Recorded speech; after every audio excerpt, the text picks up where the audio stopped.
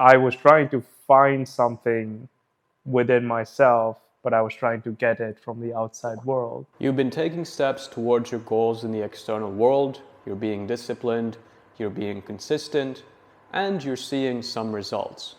People keep telling you it's about enjoying the journey, not just chasing an end destination. But constantly pushing yourself forward is starting to get exhausting.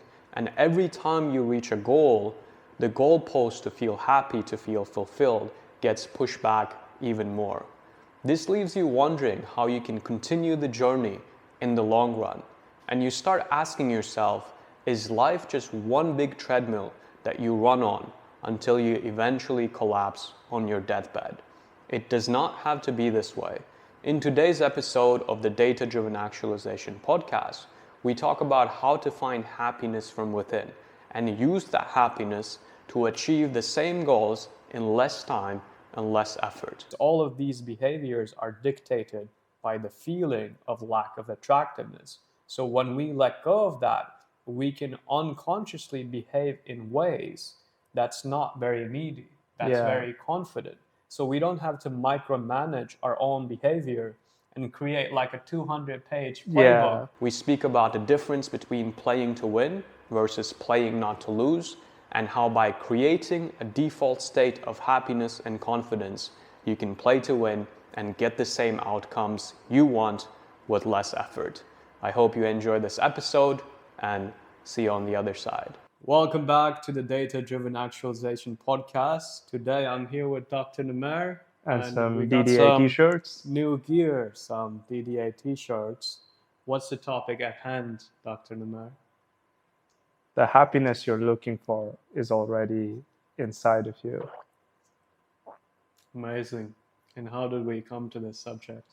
Yeah, so the topic line is a little vague, but the reason we came to this was someone in the community was asking us that when they're looking for feeling more love or feeling more contentment, they go and talk to other people. But then when they do that, they also want to be authentic. And that brought up the question of, well, if I want to be authentic while feeling a bit of loneliness and sadness on the inside, should I share that with someone? Because maybe telling that to someone when you first meet them may be a potential attraction killer in their words. And so with this, it really made me think of my own journey, because I was in the same place myself, where I felt really lonely, and I thought, okay, meeting this person is what will fix my loneliness. But I also experienced the same thing on many other qualities as well. It was, I didn't feel like I was attractive, so it was meeting this person would make me feel like I was attractive. And so it was always, what can I was trying to find something within myself, but I was trying to get it from the outside world. Right. And that led to an endless cycle, which created a lot of like good banter stories, but it also led to a lot of confusion and suffering. And in the interest of being optimal, I think really understanding a healthy framework to start finding this within ourselves and then using that to take action is something we want to speak about today. So you're talking about the difference between taking action with the assumption that whatever thing we gain from this action, whether it's a good body, whether it's lots of money, whether it's tons of dating options, or something else that you're looking for, instead of assuming the happiness will come from that, how can we find the happiness within and then use that happiness to follow a more optimized path towards our goals? Yeah, and I think by talking about the happiness, you have cut at the more of the core of the emotion, where to me it was also about, let's just say, feeling attractive, where it was, okay, I just want to feel attractive. But to me, it was the way I will feel that is by doing a certain number of things in the external world. And only once I do that will I feel attractive. And obviously, what ended up happening was the goalpost just kept getting moved. And So how did that play out? Like, what was on your list at the time of here are the things I need to do yeah, to feel attractive, and then how did that goalpost move? yeah. So I think initially it was just, when it started, it was like get a number, and then it became get a date, but then it became get one must be luck. Okay, two must be luck. Okay, three has to be the big one. Which I think it came from my whole background in solving like systems of equations, where if you can solve it with two variables, you can still solve it by hand. But like with three, you're like, oh, I'm onto something. But once it was three, then it became, oh, let's do it in this situation, but now let's do it in this country. And now, it just kept shifting. And eventually, I think it was a coaching call where you asked me a question along the lines of, well, if you felt like you got 100 of these, would that make any of a difference to you? And that's when I realized the answer was no. And that's when the narrative or the idea started to flip more towards, instead of having a checklist of when these things are checked off, I will feel this, looking more inwards and finding, can I find being attractive within myself first, and then taking action. And I think that's really relevant for this stage of the year as well, because December is usually the time of the year where people start thinking about their goals and what they want to achieve for the year that's coming now, 2025. That makes me feel a bit old, to be honest. Whoa. That's pretty crazy. Yeah. But what happens with a lot of people, right, just like you're saying, they start feeling the pain of not having reached their vision. And then when they start setting goals for the next year, a lot of that is coming from the assumption that once I reach this goal, it's going to create a certain emotion for me. But what happens when people do that is, in a way, they put the emotion into achieving this goal, and it separates them from that emotion right now. Because let's say, for you to feel attractive, or for someone to feel attractive, they had to get 2 dates a week, let's say, right?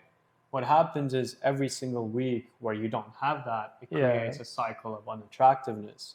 And one of the interesting things about emotions is whatever emotion you feel most of the time turns into your default state. So this actually creates an exponential negative cycle, because at first, if you're not getting the results, and then you get deeper into a state that makes it difficult for you to get to results, like imagine feeling unattractive, 24 hours a day, that's not going to help you get even results. In my sleep. Yeah, even in my sleep. Even when I'm sleeping, I hustling feel... while sleeping. That's right. Hustling to be unattractive. So if you're feeling that state, right, it grows exponentially, just like when you play a sports game or when you were playing squash, that winner effect you get into, it grows exponentially. So in a way, emotions can be very exponential, and what that does is if you spend a lot of time in a negative state, it can snowball really quickly. And whenever we are in a negative state and we go, okay, once I reach this goal, I'm going to feel better. Once I hit this benchmark, I'm going to feel better. I'm going to feel more attractive. I'm going to feel more confident. I'm going to feel happier. Then that goal starts something that we chase. But then as we chase that goal, we're still fueling that chase with these unproductive emotions, so that even when we reach that goal, we haven't cultivated the emotional state to be able to appreciate it, which is why the goalpost moves, right? If you're not focusing on cultivating that state of attractiveness, gratitude, happiness, whatever it is in yourself, then you simply don't have the language to be able to celebrate it. once you reach the goal. Yeah. You just hear it as like, all right, I reached this, what's next? Yeah. Which in some sense can drive people to be very good competitors in their field, like Michael Jordan, right? Every game he played, he would remember that there could be one person in the audience, and this is the first time they've seen me play. And that helped him push to a different level of competition. But again, if you watch him, even in like documentaries, you can tell he's not the happiest person in the world. So, in a way, I think part of this is also including happiness as a metric in our definition of an optimal life, Yeah. and realizing that it's not a trade between the two. Yeah. And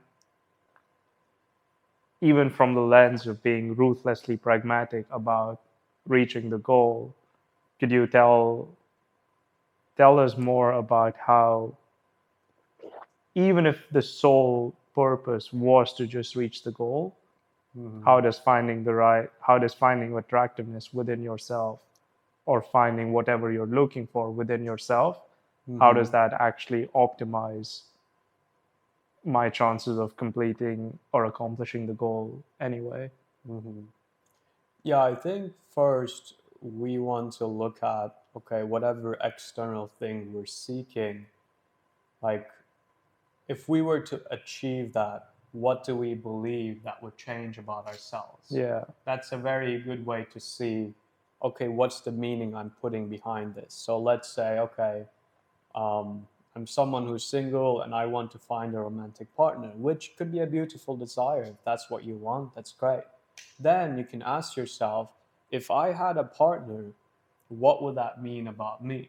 Yeah. And when you ask that question, you find that a lot of the things that you discover is actually the things you want to feel about yourself. Yeah. But then you're delaying that feeling until that partner is found, which Yeah. is completely outside of your control, which then creates a cycle of sadness, feeling unattractive, and having unproductive stories. So once we identify what those stories are, we can go, okay, how can I feel more of these emotions today? What's maybe inaccurate about this story, right? What are the things that I'm not considering? And when we do that, what happens is like a lot of people have this idea that, oh, you're going to have these negative voices in your head, right? This Yeah. is just a basic assumption of life. Stay hard. It's like 2 + 2 = 4. You're just going to have negative voices Yeah. in your head. But then, in a sense, those negative voices are just stories that we picked up throughout life. And when you have these negative voices or the feeling of being unattractive, it's kind of like trying to push a cart up, like trying to push a cart going up into a mountain, right? It's just going to be really hard. Yeah. And basic laws of physics would tell you, like, okay, maybe that's Pushing not, uphill instead yeah, of pushing downhill. yeah, pushing it uphill is going to be a lot more difficult. And in a way, when you have a heavy emotion, like feeling unattractive, not feeling good enough, or feeling like an imposter, that creates something, usually symbolically, that you're pushing uphill, right? So it requires more effort.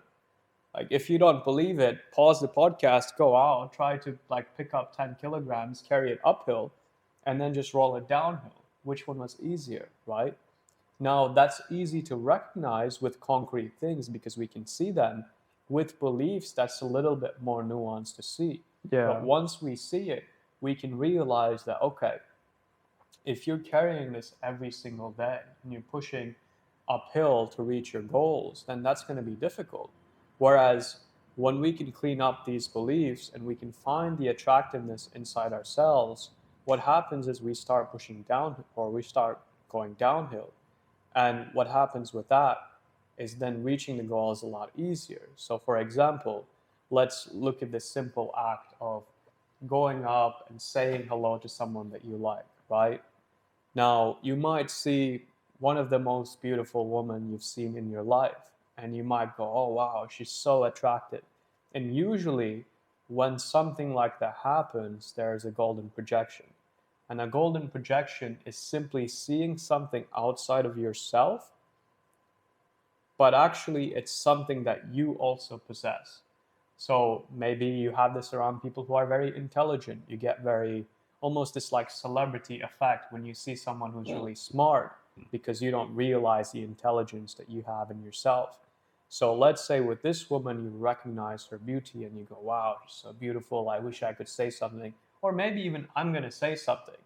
But then you put all the beauty and attractiveness in her without recognizing the beauty and attractiveness in yourself. And when you do that, that's when behaviors like being needy, Yeah. overcompensation, trying to look, being too try hard, right? Yeah. These things show up because all of these behaviors are dictated by the feeling of lack of attractiveness. So when we let go of that, we can unconsciously behave in ways that's not very needy, that's Yeah. very confident.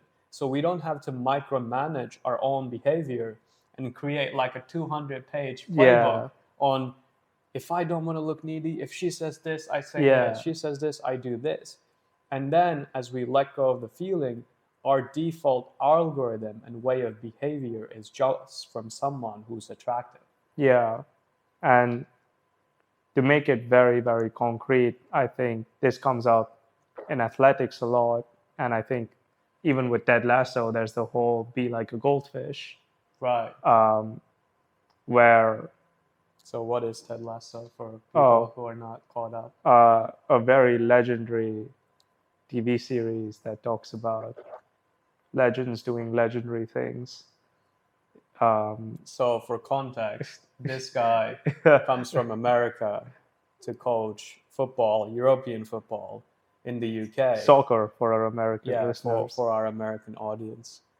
And he doesn't know a single thing about coaching European football or soccer, whichever term you want to use. But literally the whole time, through his positivity, he just takes over the team. Yeah. Right? And one of the teachings he has is what you're saying, which is be like a goldfish. So what is that about? Yeah, so the idea of be like a goldfish is if you make a mistake, instead of ruminating on it, forget about it and move on with the next play. Right.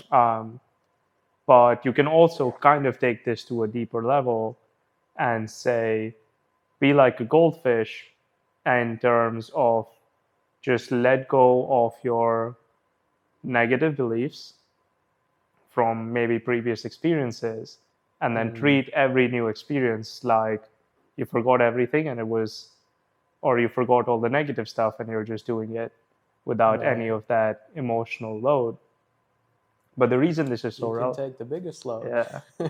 The reason this is so relevant is because in athletics, it's very important to understand that matches go front and back, but it's important to always kind of stay positive and keep pushing forward, because when you're trying to win the match to feel like, to prove to yourself you're a good player, that's when you can often catch yourself playing not to lose.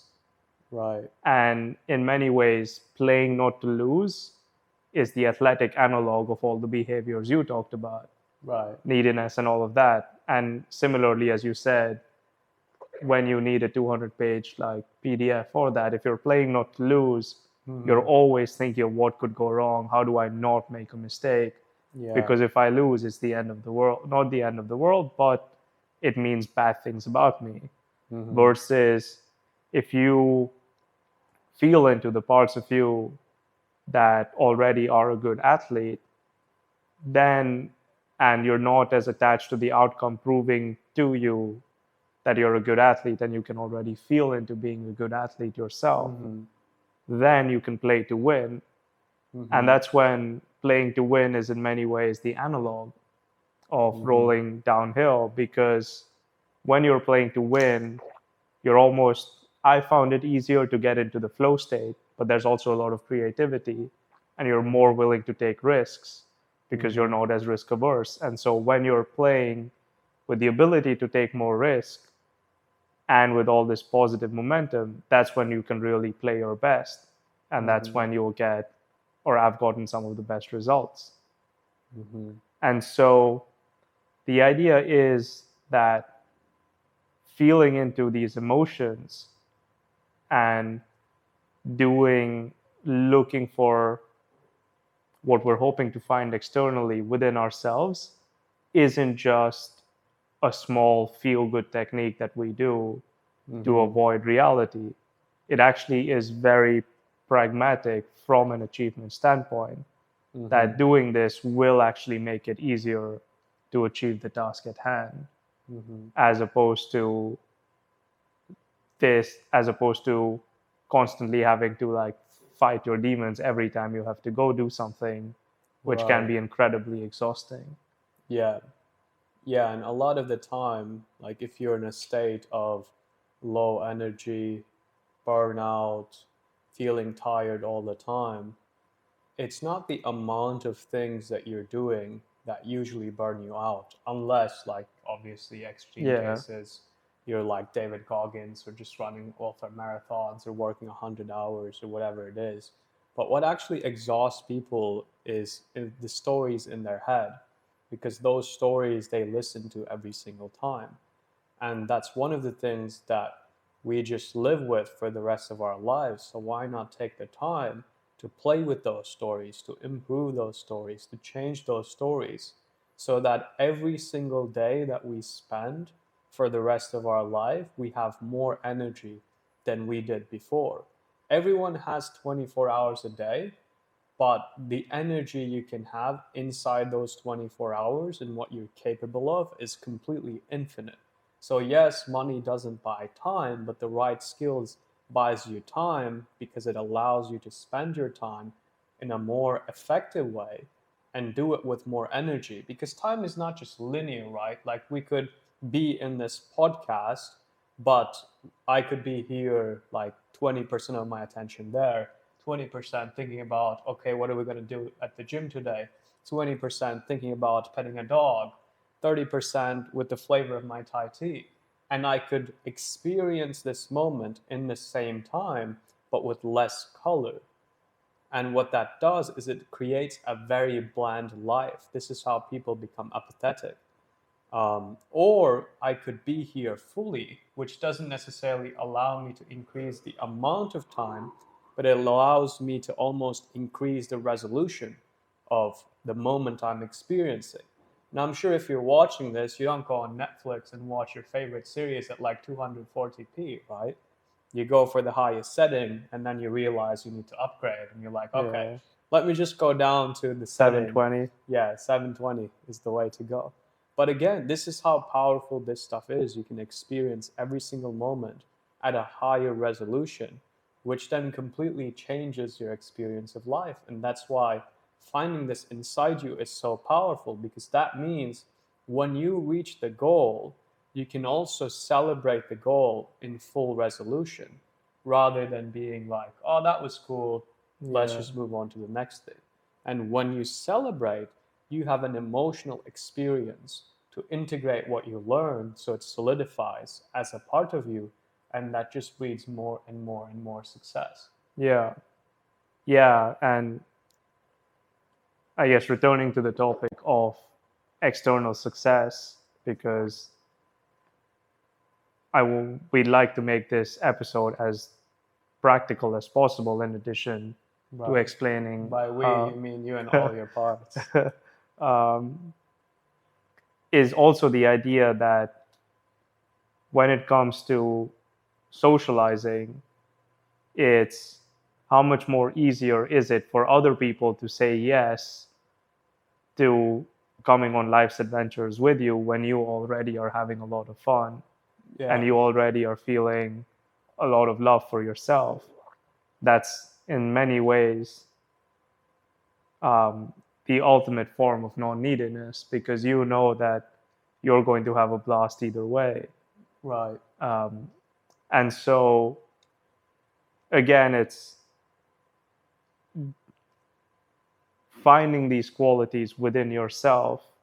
And this even came up with our different client who realized after 20 years of marriage that he actually was trying to cultivate something that he needed to find within himself, as Right. opposed to, getting married to try and find it. Right. And so, even with that, it's when you can really cultivate it within yourself, Mm-hmm. It doesn't have to mean you just cultivate it and then you do nothing. You can still take the action, but then because there's a lot less attachment to the outcome, you can take the action and make decisions with a lot more wisdom as well. Yeah. So you're really doubling and tripling your ROI Yeah. for the actions you take, because one, you're taking a higher quality of action Yeah. because you're less worried about making mistakes and you're more open to creativity and risk. Mm-hmm. Second, you're making much better decisions because you're already happy, so you're not trying to force the outcome as much. Mm-hmm. So then you can really zoom out and make more prudent decisions. And then the Mm-hmm. third part is you're a lot happier with the outcome Mm-hmm. either way. So then you're really, the experience of building things and accomplishing things becomes so much more enjoyable and pleasant, because it's Right. not just the experience that's better, the return is better as well as the celebration is better. Mm-hmm. Yeah, and adding to that as well, you're taking all of this and working on the outcomes that you want. Yeah, Because if you look at most things people want, it's not even their own desires. It's things that other people that tell them they should want, they should believe, they should work on, they need to do, they cannot do. And this is one of the what like people talk about getting out of the matrix, right? Or seeing the matrix or whatever it is. And people use it in very cheesy ways for their marketing. But the true way to see the matrix for what it is to actually recognize what do you actually want in your life, and yeah, what are things that you've been conditioned to want that actually put money into other people's pockets, right? If you look at any marketing from big brands, you can see that they appeal to certain emotions to make you believe that this is something that you should want for yourself. And if you just start recognizing those things and do some of the things we're talking about here, you'll also create the life that you want, that helps you reach the goals that you want, that helps you feel happy in the way that you want to feel happy. yeah, Because both myself and Numer have been in situations where we could have gone the traditional path, and we are leaving a lot of money on the table. At least today, maybe 5 years from now, we'll be banking with some money, and that won't be true anymore. But at least today, we're leaving a lot of money on the table to do what we're doing now. But at the same time, we know that we have no regrets around it because this is the path that we choose. yeah, Like, I went to school at UCLA, studied computer science, and could have easily gone and worked at a software engineering job at Google, Facebook, Amazon, whatever it is. And I remember the first few years of my coaching business, my mom was like, "So when are you going to get a real job and get yeah. married and bring me some grandkids?" And I was like, "Mom, One of those will happen. yeah, yeah, one of those will happen. Don't ask me. Maybe ask my sisters. You have more hope there." Or even for you, right? There's a lot of things that you Yeah, had to say no to live this life. But then what would have been the cost of saying yes and achieving the goal, but just realizing when you're 70, like, yeah. oh, this is not the They life were that like I someone wanted to else's live. KPIs that you were optimizing the whole time. Yeah. Um, and I think um, that's where it's almost an underrated aspect of improving relationships, I find, is this idea of saying, no, I'm going to have my own KPIs instead of hitting someone else's KPIs and then Right. building a lot of resentment Right. I towards don't need to them. text you every day. A 3-day texting frequency is Yeah. enough. Um, and so even there, I think having boundaries around your own, I guess, your own personal KPIs, and clearly understanding that you'd rather follow your own KPIs and then feel a lot more happy and share that love with other people, as opposed to doing it from a place of, oh, I need to hit the KPIs my parents set for me so I can feel love. And then Right. at 60, feeling a lot of resentment towards them. Right. because you felt like their expectations of you kept you from living your own full life. Yeah. It's interesting you say that, because one of the things I realized when I first started my business, and my mom was like, "Why are you doing this?" I was like, "Look, if I don't do this, I'm going to feel resentful because I did what you wanted me to do and not Yeah. what I wanted to do. So it's actually in your best interest that I do this. Yeah. Because if I do it and it doesn't work out, then I'll be like, okay, didn't work. Cool. I tried, right?" Yeah. And I think so many times people hold themselves back because of other people's expectations, but also because, just like we were talking about, they take those expectations as true and they never check it with reality. Yeah. So their mom might say, or their friend might say, "Oh, yeah, once you get married, you're going to be so much happier." Or once you get this corporate job, then everyone's going to respect you. Yeah. Or the big classic lie in, I think, both in India but also in Turkey is like, study hard, go into a good school, get a job, and then Yeah. once you get that good job and stable career and big house, that's when woman will come. Yeah. And then you realize, wait, I have all of those things and I haven't seen a woman since 2006. What's going on? This is before the subprime crisis. That's right. Yeah, and I think just to kind of extrapolate or give more examples of where this phenomena can come up is you can have expectations. You can feel like you and your boys have expectations, and the boys have certain expectations, and that those make you live a certain way. And then next thing you know, you feel resentment for the guys you hang out with as well, Right. feeling like, oh, I wanted to go off on like a side quest, and then that never happened, right? Right. And so being able to really, when you can start to find that love within yourself and acceptance within yourself, what you want becomes clear, and you can differentiate that from other people's expectations of you. And that's when you can really tap into authenticity as well. But also from a altruistic standpoint, that's when you can connect more deeply with other people too, because then it's almost like there's an authentic alignment of what you want out of life as opposed to um, expectations that are both done from a place of getting approval that just leads to resentment a lot of times. Yeah. Yeah. That's very true. Anything else to add there? No, that's all from my side. Cool. So just take this as a reminder as you go through your life. I think sometimes you listen to something and maybe it's not as intellectually stimulating as you thought, but a lot of the times it's important that we remember what we already know rather than feel the dopamine hit of something new, but then forgetting other things that are more relevant to our life right now. So that's why we wanted to talk about this today. And if you want deeper help around that, we actually have crafted a free playbook. It's called Data Driven Healing Playbook. And in the playbook, we show you how to master your internal world, combining science, Eastern philosophies, and data driven gamification tools. So if you go on the link below, there'll be a page to download that, and you can work through that on your own time. But outside of that, thank you so much for watching this episode. This is Ege. This is Numer. And this is the Data Driven Actualization Podcast. See you next time.